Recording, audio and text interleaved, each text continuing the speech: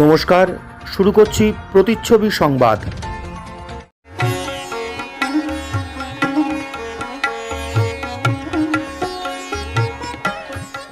বাংলার তাঁতের শাড়ি মানেই জাতীয় পুরস্কারপ্রাপ্ত তাঁত শিল্পী বীরেন কুমার বসাক। পূর্ব নির্ধারিত ঘোষণা অনুযায়ী মঙ্গলবার উদ্বোধন হলো দেশের সর্বাধুনিক চিকিৎসা ব্যবস্থা সম্বলিত সুপার স্পেশালিটি হাসপাতাল কল্যাণী এইমসের। মঙ্গলবার প্রদীপ প্রজ্বলন করে এই হাসপাতালের বহির্বিভাগের আনুষ্ঠানিক উদ্বোধন করেন এইমসের এক্সিকিউটিভ ডিরেক্টর রামজি সিং। প্রসঙ্গত প্রায় এক মাস আগে প্রতিচ্ছবি সংবাদেই প্রথম উল্লেখ করা হয়েছিল জানুয়ারিতেই উদ্বোধন হতে চলেছে কল্যাণী এইমসের। তবে সুপার স্পেশালিটি হলেও এই মুহূর্তে তার কোনো সুবিধা পাবেন না নাগরিকরা। রাজ্যে আসন্ন বিধানসভা নির্বাচনের আগে শুধুমাত্র 8টি বহির্বিভাগ চালু হলো এই হাসপাতালের। আরও 9টি বহির্বিভাগ সহ হাসপাতালের অন্তর্বিভাগ চালু হতে এখনও বেশ কিছুদিন সময় লাগবে। তারপর ধাপে ধাপে চালু হবে সার্জারি বিভাগ।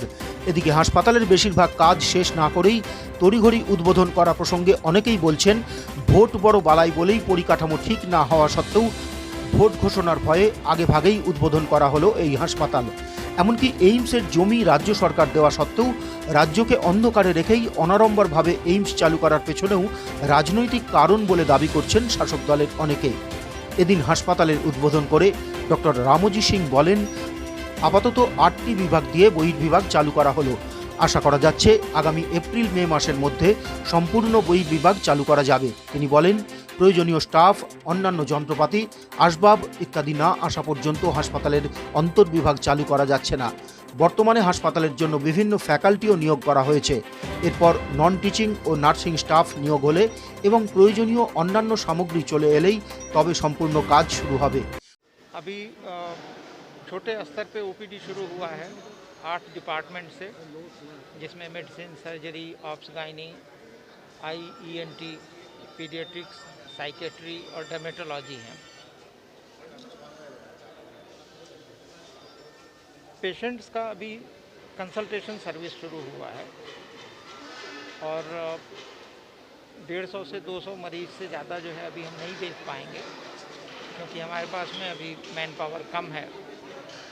जैसे जैसे सुविधाएं बढ़ती जाएंगी हम ये संख्या बढ़ाते जाएंगे और निकट भविष्य में मुझे लगता है कि अप्रैल मई तक हम पूरी तरह से जो है ओपीडी की सेवाएं शुरू कर पाएंगे। कुल करीब 17 डिपार्टमेंट होते हैं जिसमें ओपीडी की सेवाएं जो है स्पेशलिटी में, बाकी सुपर स्पेशलिटी में थोड़ा और टाइम लगेगा।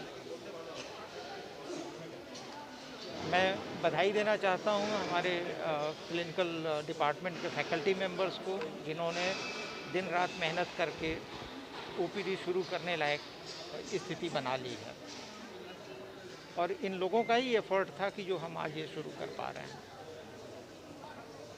सर जो इनपेशेंट डिपार्टमेंट है सर, ये कब तक शुरू होने वाला है? इनपेशेंट डिपार्टमेंट जो है, जब तक हमारे पास में बाकी स्टाफ और इक्विपमेंट और फर्नीचर नहीं आ जाता है तब तक हम नहीं शुरू कर पाएंगे, क्योंकि जब मरीज़ हम भर्ती करते हैं तो ये ध्यान रखना होता है कि हम सारी सुविधाएं दे पाएँ। ऐसा ना हो कि बीच रास्ते में हमको कहना पड़े कि भाई मरीज़ को आप दूसरी जगह ले जाइए, हमारे पास सुविधा नहीं है। तो उससे अच्छा है थोड़ी देर हो लेकिन अच्छे से हो, ताकि मरीज़ को पूरी सुविधा मिल सके। आधा अधूरा काम करने में कोई फ़ायदा नहीं होगा। सर कोई टारगेट डेडलाइन है आपके पास, कोई मतलब कब तक शुरू होना है, ऐसा कुछ मतलब कम फुल फ्लेज जो ऑपरेशन जो है? फुल फ्लेज ऑपरेशन जो है इस साल के अंत तक जो है उम्मीद कर रहे हैं, क्योंकि उसमें बहुत सारी चीज़ें इन्वॉल्व हैं। बिल्डिंग तो एक है, बिल्डिंग जो है हमको मिल जाएगी मई, जून या जुलाई तक, लेकिन उसके बाद में उसका इक्विपमेंट आने में समय लगता है। फैकल्टी अपॉइंटमेंट हो रहे हैं, नॉन टीचिंग स्टाफ है, नर्सिंग स्टाफ है, ये सारा आने के बाद ही जो है हम ये कर पाएंगे। तो मेरी पूरी उम्मीद है कि ये इस साल के अंत तक जो है पूरी तरह से हम ये सुविधा शुरू कर पाएंगे। सर ये ओपीडी जो इनपेशेंट डिपार्टमेंट, ये तो पूरा फ्री ऑफ कॉस्ट है सर? जी, ये पूरा फ्री ऑफ कॉस्ट है? फ्री नहीं, फ्री ऑफ कॉस्ट जो है कोई भी एम्स में नहीं है। अच्छा। क्योंकि ऑटोनॉमस इंस्टीट्यूट है, थोड़े से रिसोर्सेज हमको जो है जनरेट करने पड़ते हैं, क्योंकि इतना खर्चा होता है कि जो अकेले जो है कोई भी सरकार कहीं भी नहीं दे सकती है। लेकिन इतना सब्सिडाइज रहेगा, इतना कम खर्चा रहेगा, क्योंकि एक भी मरीज़ को आप कहीं भी आप भर्ती कराते हैं तो पर डे जो सुविधाएं आप देख रहे हैं इसमें कितना खर्च आता है। बहुत नॉमिनल चार्जेस रहेंगे, जो भी रहेंगे वो रहेंगे, थोड़े से फ्री तो नहीं रहेंगे। कुछ हेल्पलाइन नंबर कुछ है, ऑनलाइन होगा सब? नहीं, ऑनलाइन करेंगे। ऑनलाइन करने की सबसे बड़ी सुविधा है ना कि हमारा पेशेंट कहीं से भी जो है अपने को रजिस्टर कर सकता है, उसको वेट नहीं करना पड़ेगा, फिर आते ही जो है उसका सारा काम आसानी से हो जाएगा। ডক্টর সিং আরও জানান, গবেষণাগত কাজের জন্য এইমস ইতিমধ্যেই কয়েকটি সংস্থার সঙ্গে মৌ স্বাক্ষর করেছে। উল্লেখ্য, সম্পূর্ণ এই হাসপাতাল চালু হলে সরকারি এই চিকিৎসা ব্যবস্থায় নাগরিকরা অত্যন্ত স্বল্প খরচে সর্বাধুনিক চিকিৎসার সুযোগ পাবেন। তবে এই মুহূর্তে কোনো জরুরি পরিষেবা এখানে পাওয়া যাবে না। বর্তমানে শনি রবি বাদে অন্যান্য কাজের দিন সকাল 9টা থেকে বেলা 1টা পর্যন্ত বহির্বিভাগে 8টি বিষয়ে, যেমন সাধারণ মেডিসিন, সার্জারি, স্ত্রী ও প্রসূতি, শিশু, ইএনটি, চোখ, স্কিন ও মনোরোগের রোগীরা এখানে ডাক্তার দেখাতে পারবেন। দৈনিক 150 থেকে 200 রোগী এখানে দেখা হবে। তবে তার জন্য আগে নাম রেজিস্ট্রেশন করাতে হবে। এজন্য যে কোনো কাজের দিন সকাল 8টা থেকে বেলা 11টার মধ্যে নাম রেজিস্ট্রেশন করানো যাবে। এ ব্যাপারে যোগাযোগের নম্বর 03329516005। নম্বরটা আবার বলছি, 03329516005।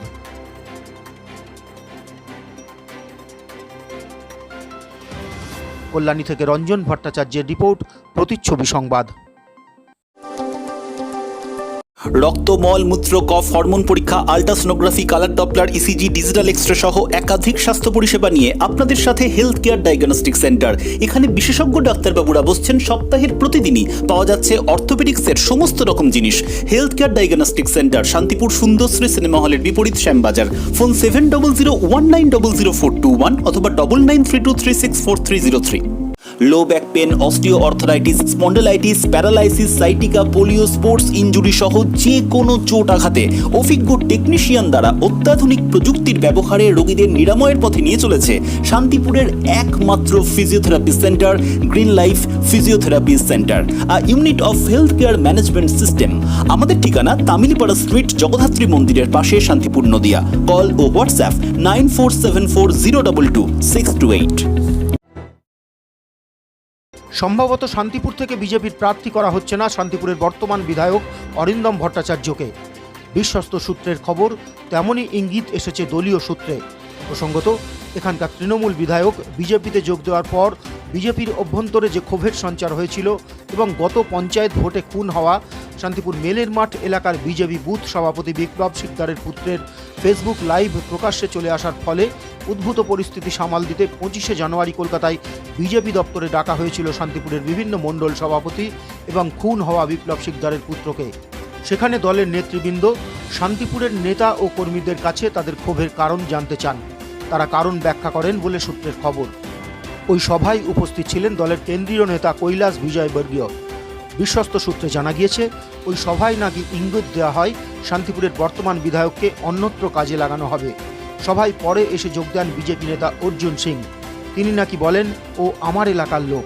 শোনা যাচ্ছে অরিন্দম ভট্টাচার্য হিন্দি বলতে এবং বুঝতে পারায় তাকে কোনো হিন্দিভাষী অধ্যুষিত এলাকাতেও প্রার্থী করা হতে পারে।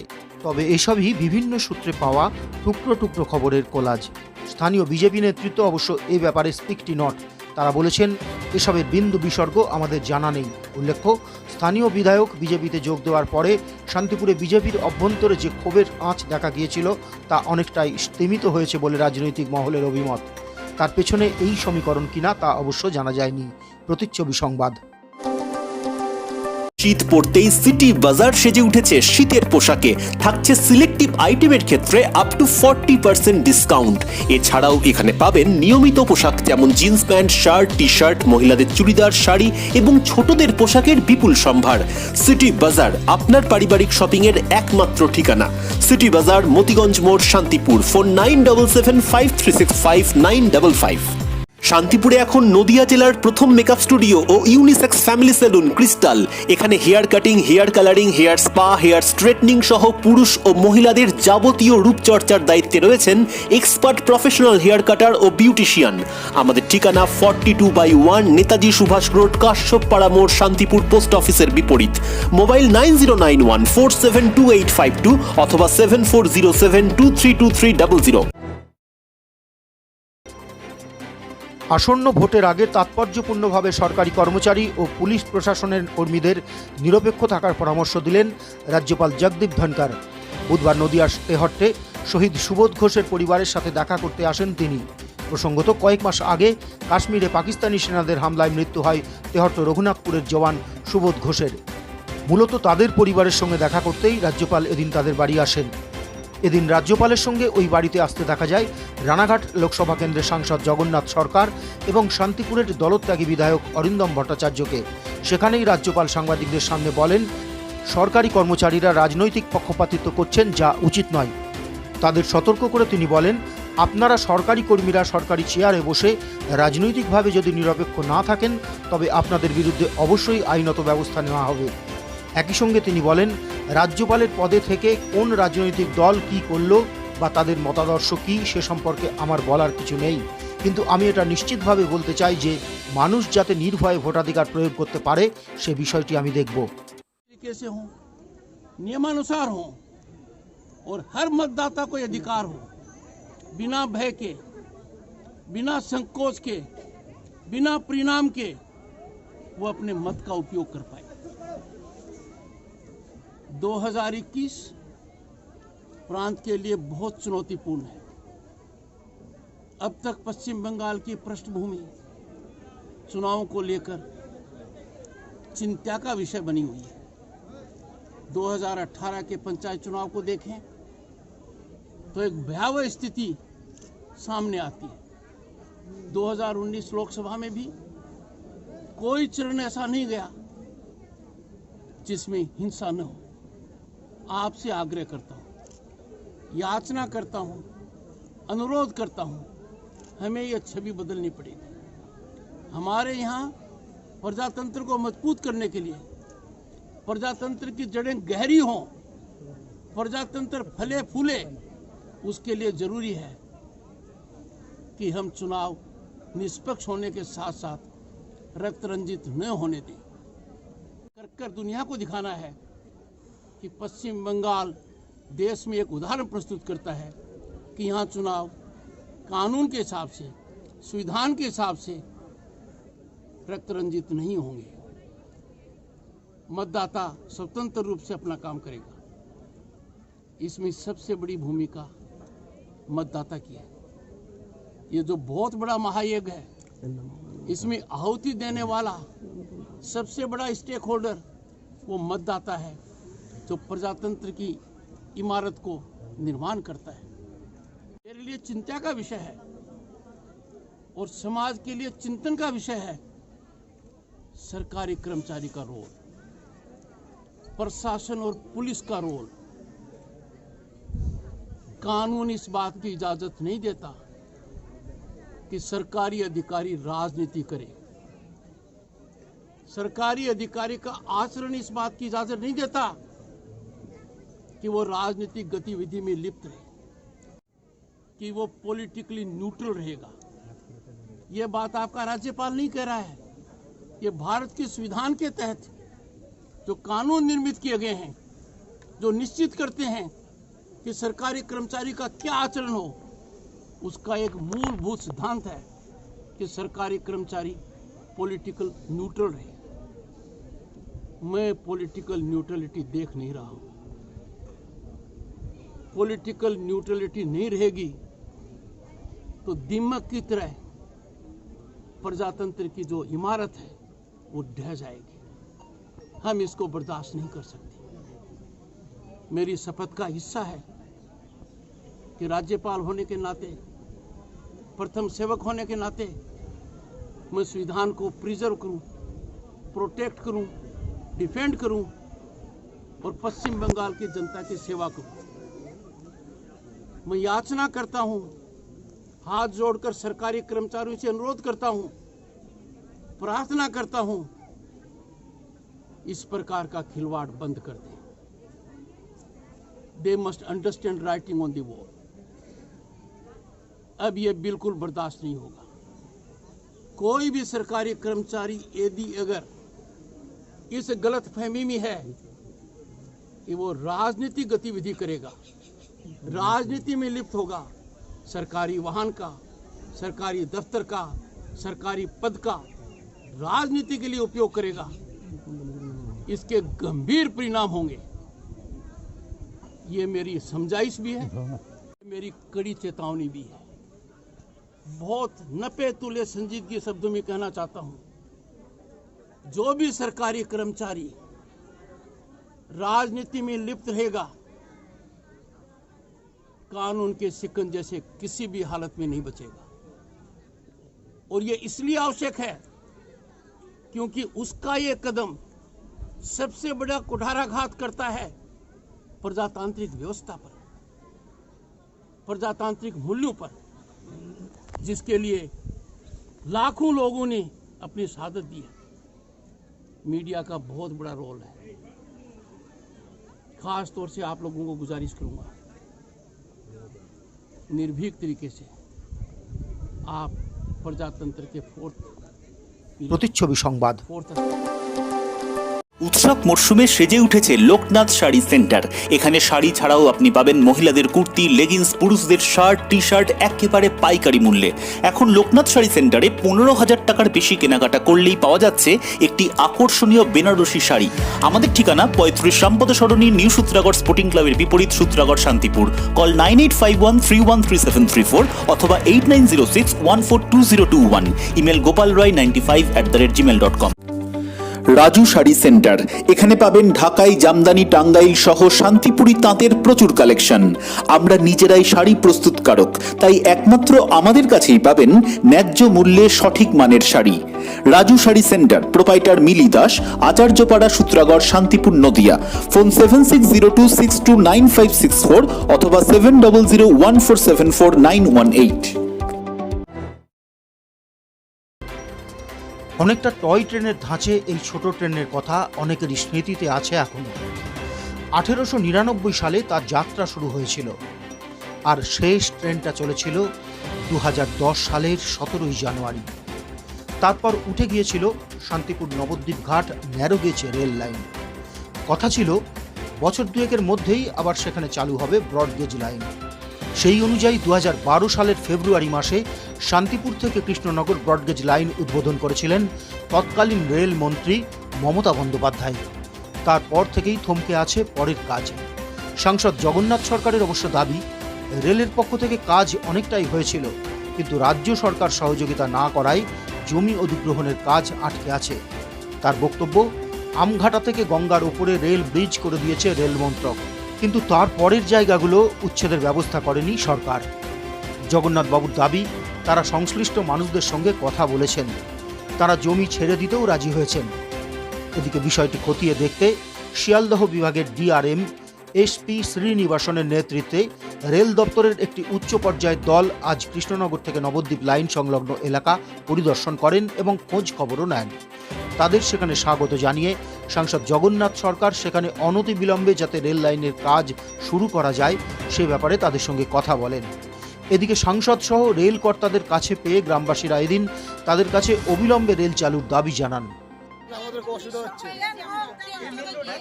আমরা ট্রেনটা চাই, আমরা না খেয়ে মরছি, আমাদের ট্রেন দরকার আছে, আমরা ট্রেন চাই, রেল চাই। স্যার শুনলেন তো, সাধারণ মানুষকে কি বলবেন? প্রত্যেকটা মানুষ তাদের ডিমান্ড, এই গুরুত্বপূর্ণ জায়গা চৈতন্য ধাম, চৈতন্য এক্সপ্রেস, সারা বিশ্বের বৃহৎ কৃষ্ণ মন্দির তৈরি হচ্ছে, টুরিস্ট বাড়বে। আগামী দিন সারা বিশ্বের পাবলিক এখানে এসে কৃষ্ণ মন্দির দর্শনের জন্য আসবে এবং রেলের লাভ হবে। জায়গা রয়েছে, প্রয়োজনে উঠিয়ে দিয়ে রেল হতে পারে, আর জায়গা রয়েছে কেন চালু হবে না, এটাই আমাদের দাবি। ঠিক আছে, ভালোর জন্য, আমাদের ভালোর জন্যই তো হবে। আমাদের যাতায়াতের খুবই সুবিধা হবে, ট্রেনটা তো খুবই ভালো হবে। আচ্ছা আচ্ছা, এখানে ট্রেন চললে সবারই সুবিধা হবে। আমাদের ভালো হবে। পরে সাংবাদিকদের মুখোমুখি হয়ে জগন্নাথবাবু জানান, রেলের পক্ষ থেকে বাজেট সব কিছুই হয়েছিল, নকশা সবই রেডি, কিন্তু কিছু বাধা তৈরির জন্য করতে পারেনি, রাজ্য সরকারের সহযোগিতা মেলেনি, তারা উচ্ছেদ করতে পারেনি বলে স্বরূপ পর্যন্ত পৌঁছাতে পারিনি। এখান থেকে আমঘাটা থেকে রেল ব্রিজের ব্যবস্থা করার পরও সরকারের পক্ষ থেকে তারা জায়গা দেওয়ার পরও রেল করে দিয়েছে গঙ্গার ওপর, কিন্তু তারপরে যে এলাকাটা পড়েছে সেই এলাকার উচ্ছেদের ব্যবস্থা করেনি। কিন্তু জনগণ দেওয়ার জন্য তৈরি আছে। আমি সর্বত্র কথা বলেছি, এখানে মাজার কমিটি থেকে শুরু করে মন্দির কমিটি এবং ওখানকার যে জনগণ আছে তারাও বলেছে আমাদের পুনর্বাসন বা দিলে পরে করব। আর মাজারের বক্তব্য, রেলের জায়গা থাকলে আমি যে কোনো মুহূর্তে ছেড়ে দেবো। মন্দির বলেছে যদি সম্পূর্ণ মন্দির এলাকা ছেড়েও দিতে হয়, নবদ্বীপের উন্নয়নের জন্য, এলাকার উন্নয়নের স্বার্থে, বৃহত্তর স্বার্থে আমি জায়গা। প্রতিচ্ছবি সংবাদ। সৃষ্টি যেথায় চিরন্তন, আধুনিকতা সঠিক মান বিলক্ষণ। পুজোর মরশুমে সেজে উঠুন রূপসার গহনায়। রূপসা সঠিক দামে হলমার্কযুক্ত গহনা ও আসল রত্নের বিশ্বস্ত প্রতিষ্ঠান। রূপসার ঠিকানা বড়বাজার, শান্তিপুর, নদিয়া। ফোন 7797712799। সর্বভারতীয় শাড়ির প্রচুর সম্ভার নিয়ে আপনাদের সাথে সাহা ডিজাইন শাড়ি সেন্টার। এখানে পাবেন ছাপা শাড়ি, তাঁত, জামদানি, তসর, হ্যান্ডলুম, বেনারসি, সিল্কের বিভিন্ন ফ্যান্সি শাড়ি ও নাইটি একদম পাইকারি মূল্যে। আমাদের নিজস্ব brand Krishna saris, proprietor Prosenjit Saha. ঠিকানা 1 নম্বর শান্তিকর কলোনি, শান্তিপুর, নদিয়া। ফোন 7602656590 অথবা 7076442907। Email sahadesignsaricenter@gmail.com। Website www.sahadesignsarecenter.com। আজকের খবরের শেষে আমরা শুনে নেব সমাজের প্রতিচ্ছবি পত্রিকার 37 বছরে পদার্পণ উপলক্ষে শিল্পী সোহিনী মুখোপাধ্যায়ের গাওয়া একটি গান। অনুষ্ঠানের বিস্তারিত খবর আগামীকালের প্রতিচ্ছবি সংবাদে। শ্রদ্ধেয় সরোজ দত্তের সুরে আর বাবু গো ঠাকুরদার কথা গাইছি। পৃথিবী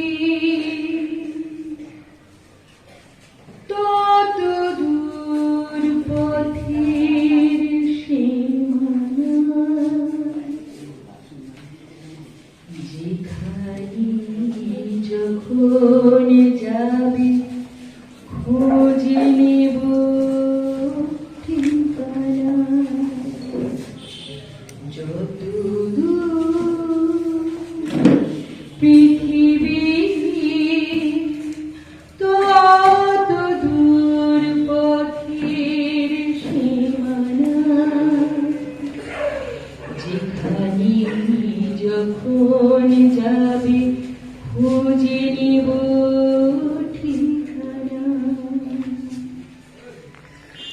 থাক না আকাশ ঘুরে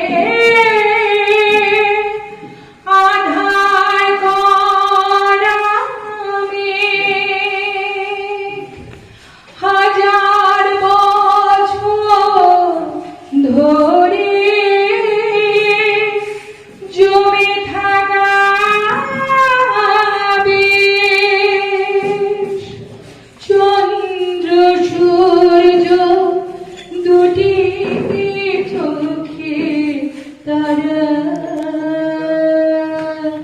দেখাবি আমায় নিশানা, যেখানে যখন যাবে খুঁজে নিব ঠিকানা। যত দূর পৃথিবী তত দূর পথের সীমানা, যেখানে যখন যাবে খুঁজে নিব ঠিকানা। তুমি কোথায় হারাবে জানি না, হারাবার ভয়। জানি পৃথিবী তো হৃদয়ের চেয়ে বড় নয়।